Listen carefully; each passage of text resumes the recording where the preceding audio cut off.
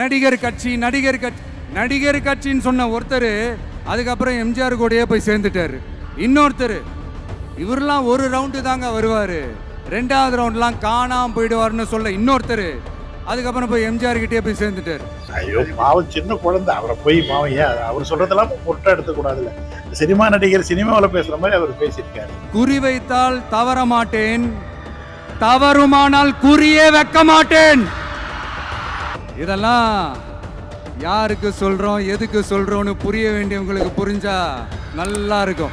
நீட்டை வந்தா ஒழிச்சிருவேன், நீட்டை வந்தா அழிச்சிருவேன், ஆட்சிக்கு வந்தவனே ரத்து செய்யறதே நீட்டை தான், அப்படி இப்படின்னு இதெல்லாம் மக்களுக்கு யாருக்கும் தெரியாதுன்னு நினைச்சிட்டு இருக்கீங்களா? ரத்தத்துல ஊரண கட்சி சார், அவருக்கு இந்த சட்டமே தெரியல. நீட்டை நீக்குவதற்கு மத்திய அரசாங்கத்தின் கையில இருக்கு. சொன்னீங்கன்னா நாங்க என்ன பண்றது?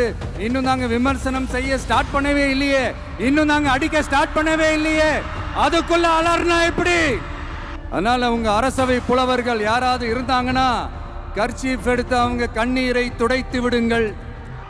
ஏண்டா இந்த விஜய தொட்டோம்?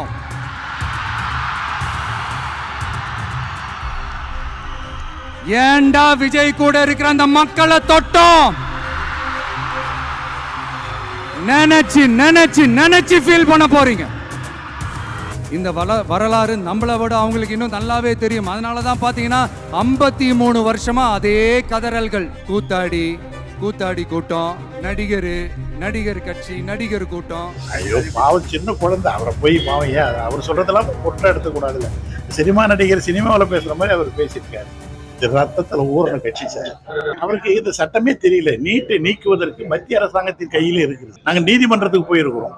மத்திய அரசு நீட்டை நீக்கல, எடுக்கல அப்படின்றதுக்காக நாங்க உச்ச நீதிமன்றத்தை நாடி இருக்கிறோம். இப்போ வழக்கு உச்ச நீதிமன்றத்திலே இருக்குது, நீட்டை நீக்கணும் சொல்லிட்டு. அதுக்காக எங்களுடைய உயிரான கொள்கை, உயிர் மூச்சான கொள்கை என்பது நீட்டை நீக்கணும்ன்றதான். அது எங்க தலைவருக்கு ஒரே ஒரு விழுக்காடு கூட பின்வாங்காமல் இன்றளவும் அதற்கான முயற்சி செய்து கொண்டிருக்கிறோம். உச்ச நீதிமன்றத்திலே வழக்கு இருக்கிறது.